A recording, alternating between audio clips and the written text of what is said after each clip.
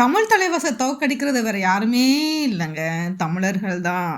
மத்த கோச்சஸ்க்குலாம் ரொம்ப நல்லா தெரிஞ்சிருக்கு. தமிழ் தலைவாச வேற எந்த ஸ்டேட் பீப்பிள வச்சும் தோற்கடிக்க வேண்டாம். தமிழர்கள வச்சே தோற்கடிச்சுக்கலாம் அப்படிங்கிறது ரொம்ப தெளிவா புரிஞ்சு வச்சிருக்காங்க. அதனால தான் யூ மும்பாக்கு எதிரா விஸ்வநாத் வச்சு காலி பண்ணாங்க. அதுக்கப்புறம் பட்னா பைரேட்ஸ்க்கு எதிரா சுதாகர் ரொம்ப அற்புதமா விளையாண்டு ரொம்ப பெரிய மார்ஜின வின் பண்ணி கொடுத்தாரு.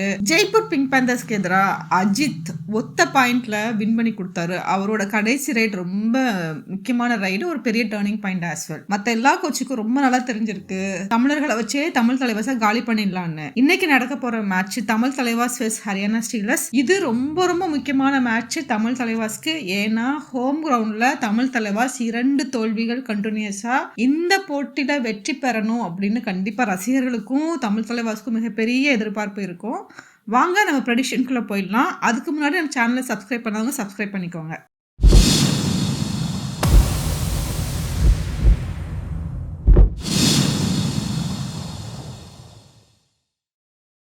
Hello friends, welcome to let's sport. So நம்ம பாயிண்ட்ஸ் டேபிள் பார்த்தோன்னா நம்ம 11th பொசிஷனில் இருக்கோம். அதாவது 2வது இடத்துல இருக்கோம்னு சொல்லலாம். ஆனால் கடைசியிலேருந்து மொத்தம் 12 டீமில் 11வது டீமில் இருக்கோம். மொத்தம் நம்ம 6 மேட்ச் விளாண்டுருக்கோம். அதில் 2 மேட்ச் ஜெயிச்சு 4 மேட்ச் தோற்றுருக்கோம். மொத்தம் 6 போட்டிகள் விளாண்டதில் 2 வின்னு 4 லாஸு. ஸோ லாஸ் தான் நம்மளுக்கு நிறைய இருக்குது. ஆனால் ஹரியானா ஸ்டீலர்ஸை பார்த்தோன்னா 6வது பொசிஷனில் இருக்கிறாங்க. 6 மேட்ச் அவங்களும் விளாண்டுருக்குறாங்க. அதில் 4 ஜெயிச்சிருக்காங்க, 2 மட்டும் தோற்றுருக்காங்க. அந்த 2 தோல்விகளுமே ரொம்ப மைன்யூட்டாக, ரொம்ப லாஸ்ட் மினிட்டு 1 பாயிண்ட் 2 பாயிண்ட் டிஃப்ரென்ஸில் தோற்றது தான். இதில் ஹரியானா ஸ்டீலர்ஸ் ஜெயிச்சிட்டாங்கன்னா அவங்க டாப் ஆஃப் த டேபிளுக்கு போயிடுவாங்க. ஸோ தமிழ் தலைவாஸ் ஜெயிச்சாங்கன்னா 5வது பொசிஷனுக்கோ 6வது பொசிஷனுக்கோ போக வாய்ப்பு இருக்குது. ஹரியானா ஸ்டீலர்ஸ் ஜெயிச்சாங்கன்னா டாப் ஆஃப் த டேபிளுக்கு போக வாய்ப்பு இருக்குது. ஸோ இந்த 2 டீமும் மிகப்பெரிய பலப்பரீட்சை பண்ண போகிறாங்க. ஸோ சக்ஸஸ்ஃபுல் ரைட்ஸ் ஸ்டாட்டிஸ்டிக்ஸில் 10 இடத்துல இந்த 2 டீமில் யார் இருக்காங்கன்னு பார்த்தோன்னா தமிழ் தலைவாஸ்லையும் யாருமே இல்லை, ஹரியானா ஸ்டீலர்ஸ்லையும் யாருமே இல்லை. சக்ஸஸ்ஃபுல் டேக்கிள்ஸில் யாரும் இருக்காங்க அப்படின்னு பார்த்தோன்னா தமிழ் தலைவாஸ்லேருந்து சாகுல் இருக்கிறாரு. தமிழ் தலைவாஸ்லேருந்து சாகுல் குலியா இருக்கிறாரு. அவர் 5th பிளேஸில் இருக்கிறாரு. ஸோ டிஃபென்ஸில் ஸ்டாட்டிஸ்டிக்ஸ் படி நம்ம தான் கொஞ்சம் அட்வான்ஸ்டாக இருக்கும். ஸோ இப்போ யார் ஜெயிக்க போகிறாங்க, எந்த டீம் ஜெயிக்கிறதுக்கு நிறைய வாய்ப்பு இருக்குது. தமிழ் தலைவாஸ்க்கு என்ன வாய்ப்பு இருக்குது? தமிழ் தலைவாஸ் ஜெய்ப்பூர் பிங்க் பேந்தர்ஸ்க்கு எதிராக ரொம்ப அற்புதமாக விளாண்டாங்கன்னு சொல்லணும். நல்ல கம்பேக். போன வருஷம் ஜெய்ப்பூர் பிங்க் பேந்தர்ஸ் தான் சாம்பியன்ஸ். ஸோ அவங்க கூட ரொம்ப ஸ்ட்ரகிள் பண்ணுவாங்கன்னு தான் எதிர்பார்த்தோம். ஆனால் தமிழ் தலைவாஸ் சைட் எக்கச்சக்க சேஞ்சஸ் பண்ணியிருந்தாங்க. ரொம்ப ட்ராமாட்டிக் சேஞ்ச் பண்ணியிருந்தாங்க. சேஞ்ச் பண்ணி ஈக்குவல் ஃபைட்டு கொடுத்தாங்கன்னு தான் சொல்லணும். 35 நிமிஷம் நம்ம தான் டாப் ஆஃப் த டேபிளில் இருந்தோம், அதாவது டாப் ஆஃப் த மேட்ச்சில் இருந்தோம். கடைசி ஒரு 5 நிமிஷத்தில் 1 பாயிண்ட் டிஃப்ரென்ஸில் தான் அவங்க ஜெயிச்சிருக்காங்க. இது ரொம்ப ரொம்ப ரொம்ப பாசிட்டிவ் சைன். கண்டிப்பாக தமிழ் தலைவாஸ் ஒரு நல்ல கம்பேக் கொடுத்துருக்காங்கன்னு சொல்லணும். எகெயின் ஸ்போர்ட்ஸில் வெற்றி தோல்விங்கிறது 2வது விஷயம்தான். அவங்க எப்படி விளாடுறாங்க, எவ்வளோ ஃபைட் பண்ணுறாங்க, எவ்வளோ கான்ஃபிடென்ட்டாக இருக்காங்க அப்படிங்கிறது ரொம்ப ரொம்ப முக்கியம். இந்த சேஞ்சஸ் பண்ணதுக்கப்புறம் கண்டிப்பாக தமிழ் தலைவாஸ்க்கு ஒரு மிகப்பெரிய கான்ஃபிடென்ஸ் இருக்குது. நம்ம அது இல்லைன்னு சொல்ல முடியாது. அதுவும் டிஃபெண்டிங் சாம்பியனை 1 பாயிண்ட்டை தான் வின் பண்ண வச்சுருக்காங்க. 38 நிமிஷம் கூட அந்த கேமை தமிழ் தலைவாஸ் கண்ட்ரோல் பண்ணாங்க. அப்படிங்கும்போது தமிழ் தலைவாஸ்க்கு இது மிகப்பெரிய கான்ஃபிடென்ஸ் இருக்கும். மாசினா முத்து அவருக்கு வாய்ப்பு கொடுக்கப்படுமா அப்படின்னு மிகப்பெரிய கேள்வி இருந்துக்கிட்டே இருந்துச்சு. ரசிகர்கள் மத்தியில் எக்கச்சக்க ரெக்வஸ்ட் தமிழ் தலைவாஸ் டீமுக்கு. நேத்து கடைசி மேட்ச்ல ஜெய்ப்பூர் பிங்க் பேந்தர்ஸ்க்கு எதிராக அவருக்கு வாய்ப்பு கொடுக்கப்பட்டது. முதல் ஹாஃப்ல அவர் மெயின் 7ல இறங்கினாரு.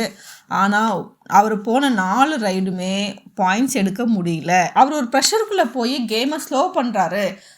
ரைடிங்கில் பாயிண்ட்ஸ் வரலன்னு தெரிஞ்ச உடனே அவரை அஜிங்கியா பவர் வச்சு ரீப்ளேஸ் பண்ணுறாங்க. அஜிங்கியா பவர் கடைசி ஒரு ரைடு தப்பு பண்ணாலும் ஒரு டீசெண்டான கம்பேக் கொடுத்தாரு. அப்படிங்கிறது ஒரு நல்ல விஷயம். ஸோ ஜெய்ப்பூர் பிங்க் பேந்தர்ஸ் எப்படி விளாட்றாங்கன்னு பார்த்தோம்னா, எகெயின் அவங்க தமிழ் தலைவாஸ் கூட ஜெயிச்சா கூட ரொம்ப ஸ்ட்ரகிள் பண்ணி தான் ஜெயிச்சிருக்காங்க. அதுவும் பாட்டம் ஆஃப் த டேபிளில் இருக்கிற தமிழ் தலைவாஸ் கூட இவ்வளோ ஸ்ட்ரகிள் பண்ணி ஜெயிப்பாங்கன்னு நம்ம யாருமே எதிர்பார்க்கல. ஸோ அதுதான் நடந்திருக்கு.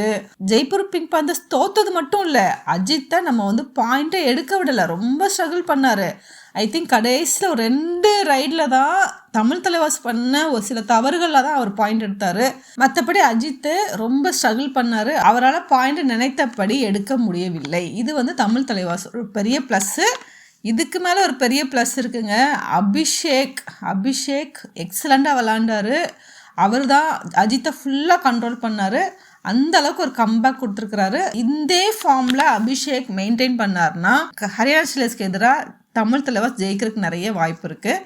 ஏன்னா நம்ம ஏற்கனவே சொல்லிக்கிட்டே இருக்கோம், போன வருஷமும் அபிஷேக் வந்து முதல் 6 மேட்ச்சில் அவர் இந்த மாதிரி தான் ஒரு அட்வான்ஸ் டேக்கிள் பண்ணிவிட்டு ரொம்ப சொதப்பிட்டு இருந்தார். அதுக்கப்புறம் எக்ஸலண்ட் கம்பேக் கொடுத்தாரு. அவரோட கம்பேக்கில் தான் தமிழ் தலைவாஸ் நிறைய மேட்ச் ஜெயித்தாங்க. அப்படிங்கிறதும் நம்மளுக்கு ஒரு பேட்டர்ன் இருக்குது. இந்த ஜெய்ப்பூர் பிங்க் பேந்தர்ஸ்க்கு எதிராகவும் அபிஷேக் ரொம்ப அற்புதமாக விளாண்டாரு. ஒரு சின்ன மிஸ்டேக்ஸ் கூட பண்ணலை. ஹரியானா ஸ்டீலர்ஸோட பாசிட்டிவே என்னென்னா அங்கே நிறைய யங் பிளேயர்ஸ் இருக்காங்க, யங் டேலண்ட்ஸ் இருக்காங்க. நேம் அதாவது இவங்க பாப்புலர் இவங்களுக்கு இவ்வளோ ரெக்கார்ட் இருக்குது அப்படின்னு சொல்கிற அளவுக்கு யாருமே இல்லை. ஆனால் அங்கே 2 தமிழ் பிளேயர்ஸ் இருக்காங்க. ஒன்று வந்து பிரபஞ்சன், அவரும் இதுக்கு முன்னாடி உள்ள மேட்ச்சில் நல்லா தான் பெர்ஃபார்ம் பண்ணிட்டு இருக்கிறாரு. ஆனால் போன மேட்ச்சில் அவருக்கு வாய்ப்புகள் கொடுக்கப்படலை. மேபி இன்ஜுரியா அப்படின்னு தெரியல. சந்திரன் ரஞ்சித் அப்படிங்கிற தமிழ் பிளேயரும் இருக்கிறாரு. அவரை வச்சு தமிழ் தலைவாஸ் அவரை ஒரு சர்ப்ரைஸ் பேக்கேஜாக கொண்டு வருவாங்களா அப்படிங்கிற ஒரு கேள்விக்குறி இருக்குது. ஏன்னா இதுக்கு முன்னாடி எல்லாமே வந்து ஏற்கனவே நான் வந்து ஃபஸ்ட்டே சொன்ன மாதிரி தமிழ் பிளேயர்ஸை வச்சு தான் தமிழ் தலைவாஸ் வந்து லாஸ்ட் 3 மேட்ச்சுமே தோற்றுருக்காங்க. அப்படிங்கும்போது இந்த மேட்ச்லேயும் பிரபஞ்சனுக்கும் இம்பார்ட்டன்ஸ் கொடுக்கலாம், இல்லைனா சந்திரன் ரஞ்சித்தையும் இறக்கிறதுக்கு வாய்ப்பு இருக்குது. ஏன்னா ஹரியானா ஸ்டீலர்ஸ் தெலுங்கு டைட்டன்ஸ்க்கு எதிராக 1 புள்ளிகள் வித்தியாசத்தில் தோற்றதுனால கண்டிப்பாக அவங்களோட சர்ப்ரைஸ் பேக்கேஜாக சந்திரன் ரஞ்சித் விளையாடப்படுவாராங்கிற ஒரு மிகப்பெரிய கேள்வி இருக்குது. எகெயின் நம்ம ப்ரெடிக்ஷனில் வந்துட்டோம். ப்ரெடிக்ஷன் படி இன்றைக்கி தமிழ் தலைவாஸ் ஜெயிக்கிறதுக்கு தான் நிறைய வாய்ப்புகள் இருக்குது. ஹரியானா ஸ்டீலர்ஸ் நல்லா ஃபைட் பண்ணால் கூட இது ஒரு நல்ல இன்ட்ரெஸ்டிங் மேட்சாக இருக்கும். சந்திரன் ரஞ்சித் வந்து இறங்கி அது ஒரு சர்ப்ரைஸாக தமிழ் தலைவாஸ்க்கு இல்லைன்னா தமிழ் தலைவாஸ் தான் ஜெயிப்பாங்க. ஆனால் சந்திரன் ரஞ்சித் இறங்கினார்னா ஹரியானா ஸ்டீலர்ஸ் ஜெயிக்கிறதுக்கு வாய்ப்பு இருக்குது. ஸோ நம்ம இப்படி டை ஆகும்னு கூட சொல்ல முடியாதுல்ல. ஸோ நம்ம ப்ரெடிக்ஷன் படி தமிழ் தலைவாஸ் ஜெயிக்கிறதுக்கு வாய்ப்புகள் நிறையா இருக்குது. உங்களோட கமெண்ட் சொல்லுங்கள், உங்களோட ஃபீட்பேக் சொல்லுங்கள். உங்களை பொறுத்த வரைக்கும் தமிழ் தலைவாஸ் பெர்ஃபார்மன்ஸ் கம்பேக் எப்படி இருக்குது அப்படிங்கிறதையும் கமெண்ட் பண்ணுங்கள். நன்றி, வணக்கம்.